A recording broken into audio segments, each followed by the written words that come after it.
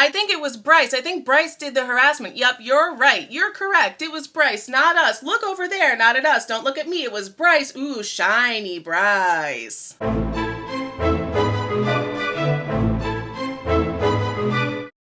Hi, my name is Hannah. Welcome back to Hannah Needs to Yell, and today I need to yell about the return of Creepshow Art. That's right, Shannon from Creepshow Art is back on YouTube, because why let us just have a happy, hopeful, peaceful new year. On January 1st, 2022, Shannon uploaded a 2.5-hour gaslighting session, bringing us all back down into the mud of the allegations, confusion, slander of June 2021. What a time I had hoped to never relive. And hey, maybe I should congratulate Shannon on this brave attempt to disprove Emily Artful's allegations of stalking and harassment, but that's not what her video did at all. And here's the thing, it's a 2.5-hour video. Emily's video accusing Shannon of stalking and harassment in the first place was 2 hours. And I have to tell you all, I have notes on notes on notes on these two videos. Because one day in January, I was scrolling along, minding my own business, and I saw that a YouTuber named Marcy had posted a response to Shannon's new video. I was shook, so I gave it a watch and saw that overall the review was negative, but there were some questions that Shannon had raised. So I yearned for more information. So I watched Shannon's video, and after watching it, I still felt that yearning. I hadn't watched Emily Artful's video in quite a while, so while I was familiar with like the broad brushstrokes of what she was saying in that video, the details were definitely fuzzy for me. And Creepshow Shannon focused a lot on the details. Some would say maybe too much. She showed tons of screenshots and evidence, and she was saying a lot of words that seemed related to Emily's video. And it seemed like she was trying to pull like a James Charles No More Lies, mic drop, comeback. But something about it still felt wrong. So to figure out what that was, I rewatched Emily's original video from 7 months ago with Shannon's video fresh in my mind. And that's when every point Shannon made began to unravel. Honestly, that's what I recommend to you all. If you care about this situation, when you have a day with like, 5 hours free, sit down and watch these videos back to back. Start with Shannon's video and then watch Emily's video. You'll see Shannon really twisting things in order to poke holes in Emily's video and deflecting attention and raising a ton of doubts and questions.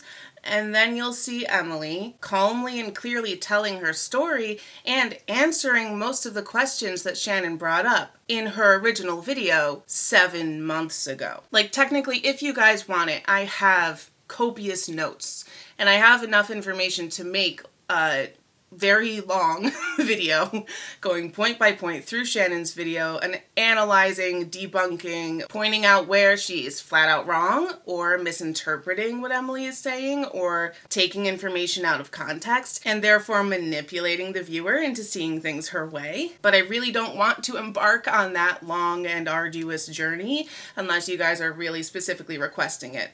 So in the meantime, I'm here to talk about my main takeaways from Shannon's video. The most important parts, in my opinion. There's just a few things in here that I really do not want Shannon to get away with. I'm going to point out 2 moments in Shannon's video, one near the beginning and one near the end, where I feel that she really shows her true colors. With how she treats her friends in this video, Shannon really tells on herself and reveals for us, without us having to do any work, exactly how manipulative and abusive she can be. After that, I'm going to give you a taste of what Shannon's entire video is like by just going over one section. I'm also going to take this moment to throw in a big fat trigger warning. This video is going to discuss pieces of Shannon's video. Therefore, it's going to discuss drug use, allegations of SA, which stands for sexual assault, but YouTube doesn't like people just using real words for some reason, manipulation,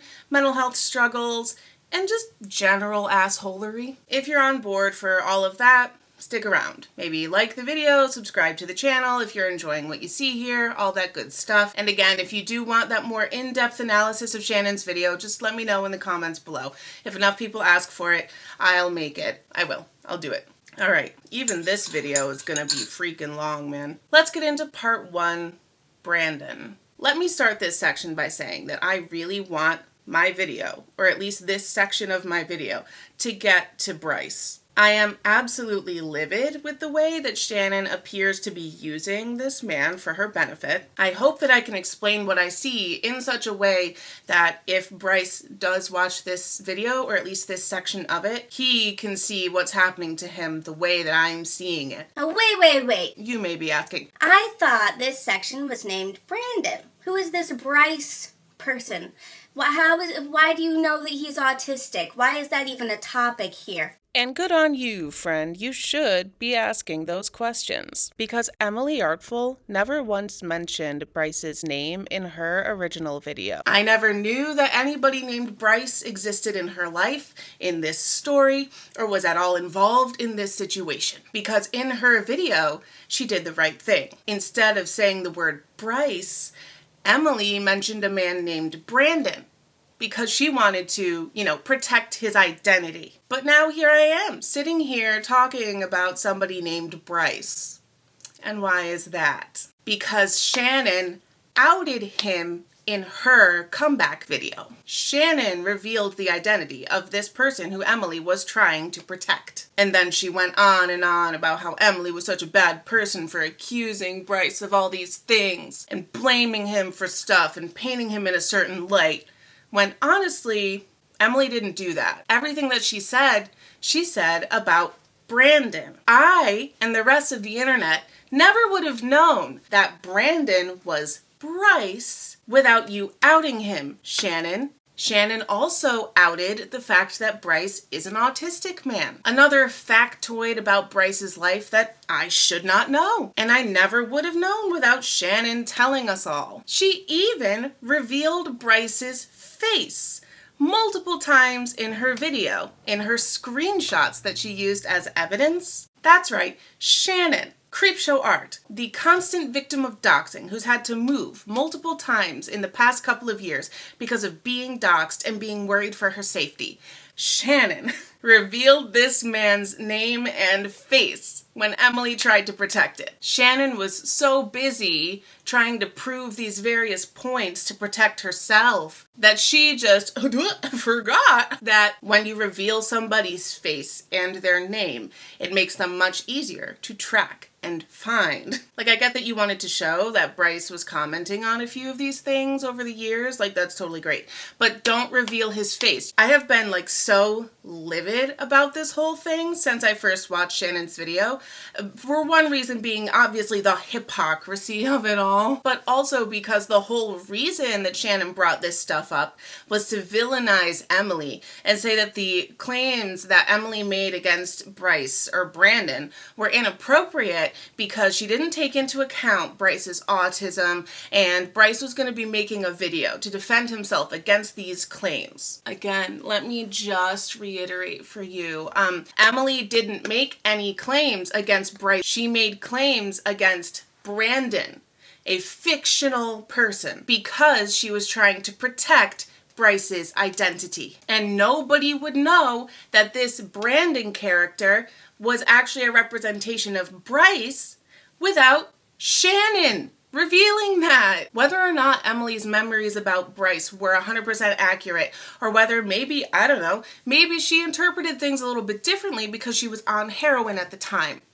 Maybe, I don't know. But whether or not they were perfect or accurate or whatever, now we know that this Brandon person is actually Bryce, and we can associate all of these negative feelings and experiences that Emily had about Brandon with Bryce, the real person. This is why you protect people's identity online, which is what Emily tried to do, which is what Shannon just didn't. Just outed the boy.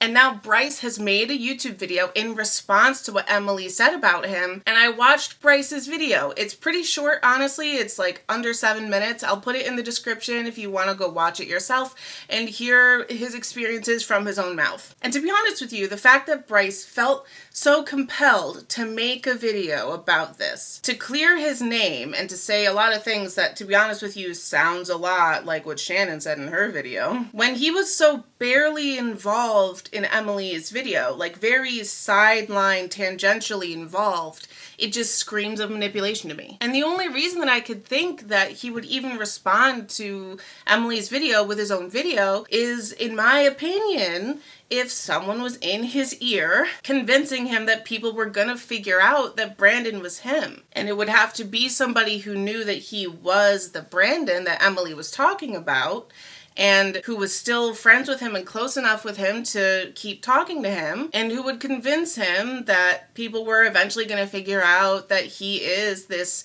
Brandon who did all these bad things in Emily's video, and he should just make a video soon to come out in advance of it so that there's no drama. The only person that I can see doing that would be Shannon or Anthony, because the only people benefiting from Bryce making this video is Shannon or Anthony. The other option here is that Bryce made his video without actually watching Emily's video for himself and just going based off of somebody else's retelling of that video. I think this is a slightly stronger possibility for a couple of reasons. One, if he had watched the video for himself, he would have seen that Emily never said the word Bryce.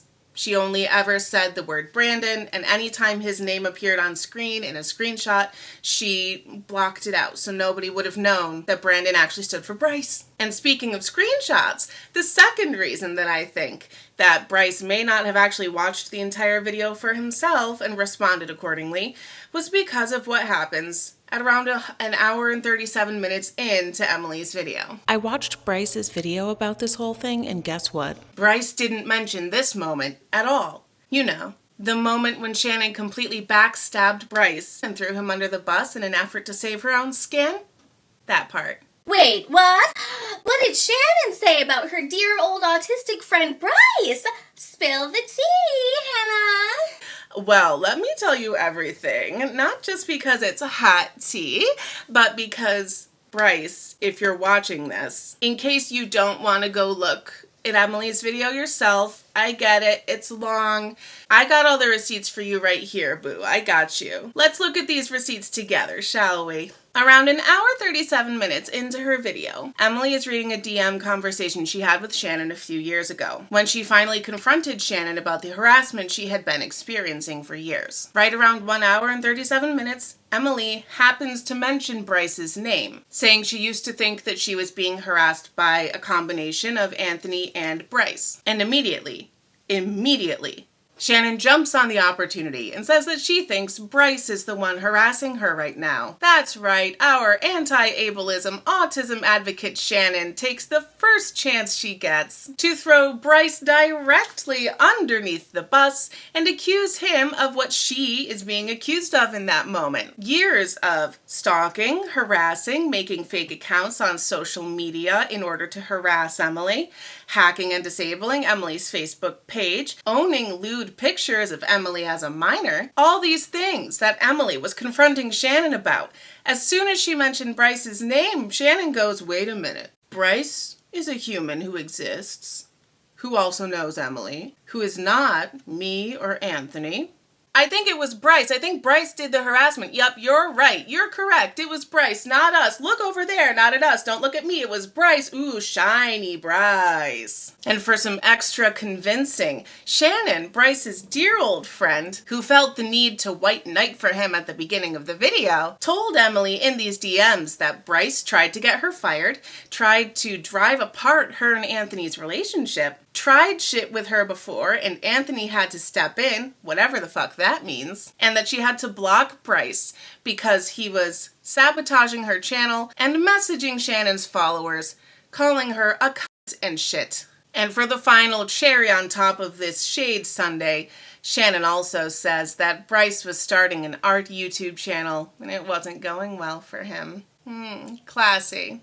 In these DMs, Shannon also gave Emily Bryce's last name and looked up his location for her. And later on, as her conversation with Emily came to a close, Shannon dropped Bryce's name a few more times. His name had never come up in their long conversation beforehand. But now that there was a potential scapegoat in the chat, Shannon just couldn't stop bringing him up. Funny how that works. It is clear here that she really thinks Bryce might have done this to Emily.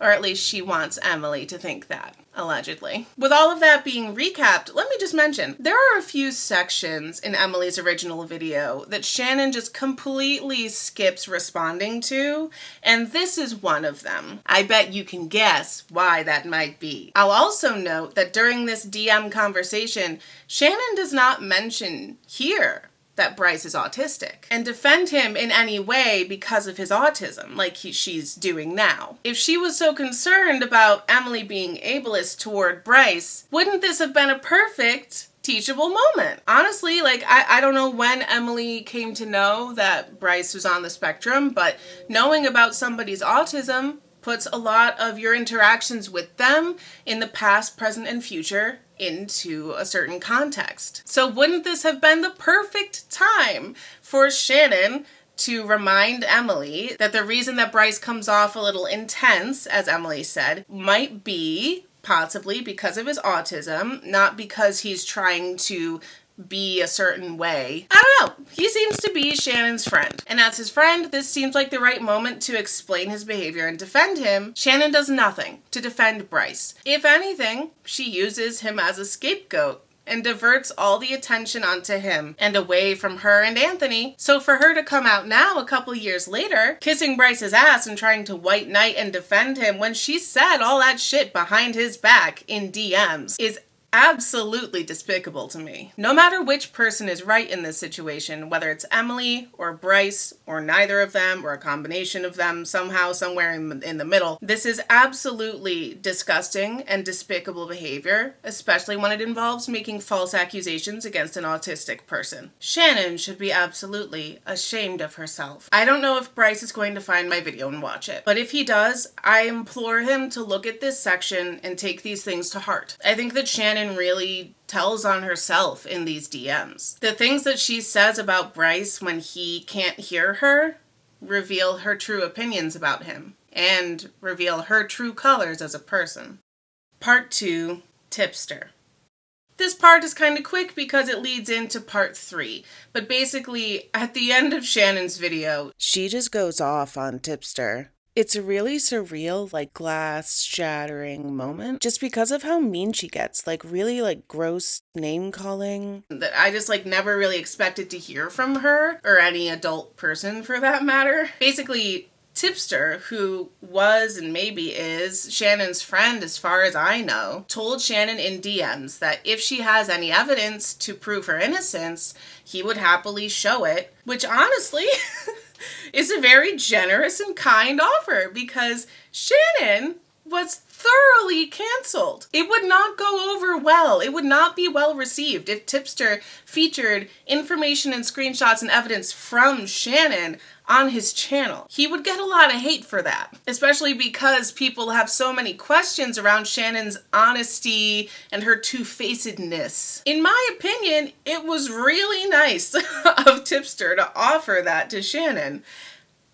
But Shannon disagreed. Shannon absolutely reamed him out and called him and his channel all sorts of abusive names, all because he wasn't willing to look everything up himself. Like Shannon really says that all Tipster needed to do to find evidence of her innocence was just scroll further down on Instagram. All the proof was there. But the thing is, Shannon, no, it wasn't. You said in your own video, and you have linked in your description, the 20 social media accounts that you had to look up from Emily Artful's entire life, basically, to prove the points that you were kind of messily able to support, even though the points were either unrelated or based off of misinterpreting Emily's words or whatever. It was not easy to find information to defend you. That's why it took you, over 6 months to come back with this video. And guess who's really invested in defending you and proving your innocence? You.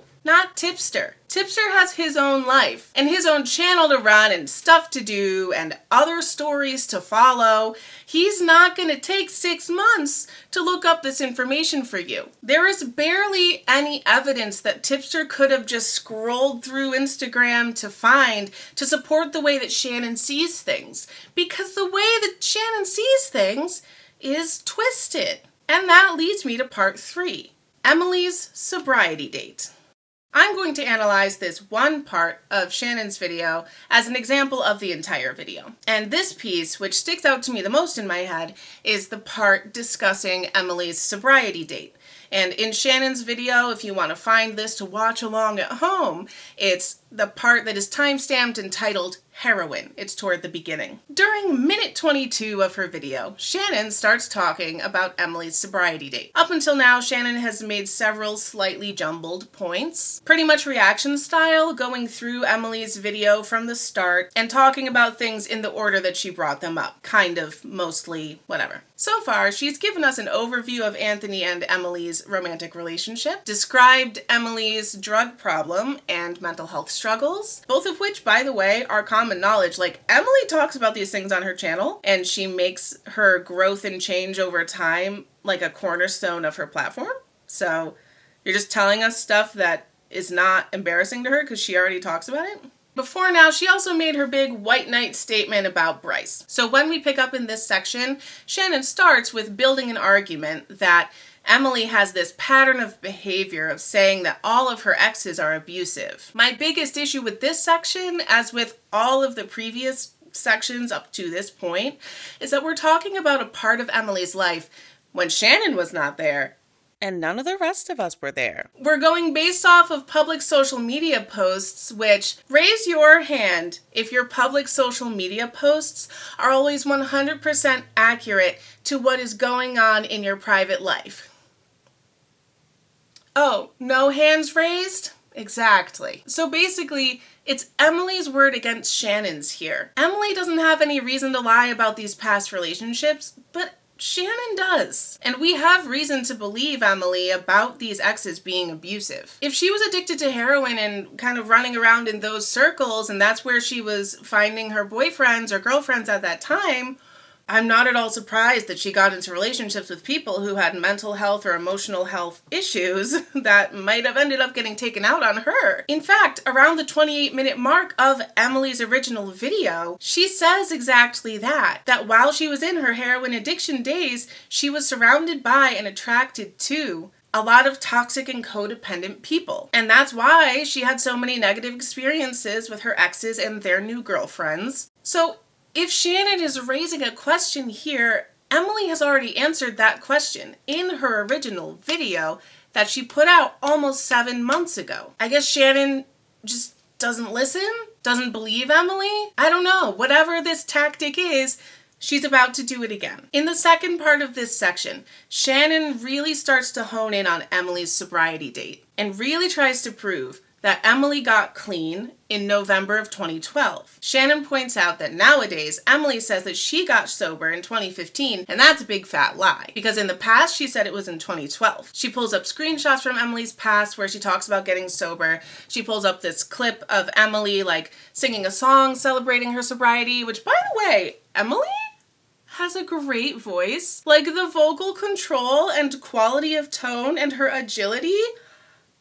Emily, wow, girl, get it. And Shannon goes on for several minutes about why Emily must have gotten sober in 2012 and not 2015, like Emily has been saying more recently. While I was watching this video and listening to this whole section, I was like, what the fuck does any of this have to do with anything Emily is talking about? She accused you of stalking and harassment, not of anything related to drugs. What the fuck is going on? But then Shannon brings up the real reason that it really matters. Emily's allegation that Anthony sexually assaulted her. In her allegation, Emily said that Anthony climbed into her window. She didn't remember if she had invited him over that night or not, but he came over into her dad's house while she was living there and had sex with her while she was high. Emily said in her original video that she was obviously intoxicated by way of heroin, nodding off, incoherent. So definitely too far gone to consent. So Shannon, hearing this allegation, does not do anything to try to disprove whether or not that event actually happened. Instead,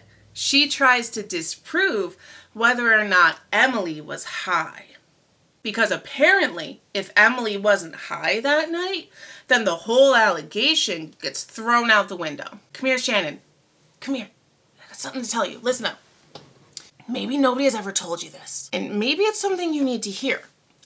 Because now you're married to this man who seems like really toxic and codependent and possibly abusive. To be honest, he should be getting a lot more heat than he is right now for this whole situation. But just like people are missing the point in terms of where they're placing the blame in this situation, I think you're also missing the point when it comes to Emily's rape allegation. Let me be really clear. I don't care whether Emily was high as a kite or completely sober, or whether she just had a bunch of candy and was all hyped up on sugar, or maybe she just had a delightful roast beef dinner. No matter her state of mind and body at the time, if Emily did not consent to having sex with Anthony that night, it is rape. Her state of mind literally has no impact on that fact. You bringing it up and making such a big deal about trying to prove that she got clean in 2012, as if relapse doesn't exist,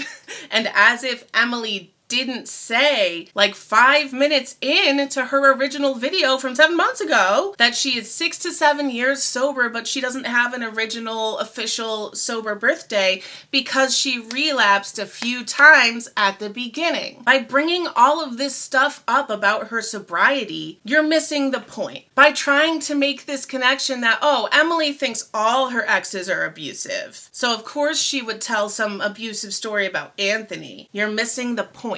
Even if you were correct and all of her exes weren't abusive and she was completely sober on that night, she still didn't consent. So Anthony still raped her. Again, you are raising a question that Emily already answered in her original video 7 months ago. So let's stop deflecting onto completely irrelevant details, which have already been addressed anyways, and focus on what Emily is actually talking about here. You and Anthony both have to come to terms with what he did. And it seems like you can't. And I get it, like, who wants to be married to a rapist, you know? But just because he's your husband, do you really want to work so hard to defend him that you become a rape apologist? Some would say that's just as bad. Conclusion. That's where I want to leave this video. There is tons more to talk about in Shannon's video, but to be honest, these are the biggest points that I wanted to focus on and stuck out to me the most. Everything else basically reveals itself when you do the exercise I'm suggesting and watch Shannon's video and then watch Emily's video directly afterward. Shannon does this thing where she raises a bunch of questions, but most of them are already answered in Emily's video that she made 7 months ago. The ones that aren't answered are easy to imply. Like, for example, Shannon brought up a bunch of nasty shit that Emily posted when she was a 14-year-old on heroin, to which my response is, yeah, she said that shit because she was a 14-year-old on heroin. Or it's situations and things that just took place off of social media in their private lives. So we'll never know the true answers unless Emily responds. And like, honestly, she doesn't have to. This is very deep and personal stuff that we're talking about in this whole god-awful situation. We are all just internet strangers. We are not entitled to Emily digging into her trauma to create another video about this. We'll see what she does, but she doesn't have to respond. Let me know what you think about all of this in the comments below. Also, if you like this video, consider giving it a like, subscribing to my channel, etc. I want to post on this channel a little bit more regularly this year, but like, if there's not enough things making me angry enough that I need to post about it, that's actually okay with me. No promises on when my next video will be, but it will be as good as this one. So if you like this one, I hope you subscribe to stay notified. Thank you for watching. Happy New Year. I hope your 2022 is way better than 2021, and have a good one. I don't think I have an official sign off for this channel. Peace be with you. Always. Bye.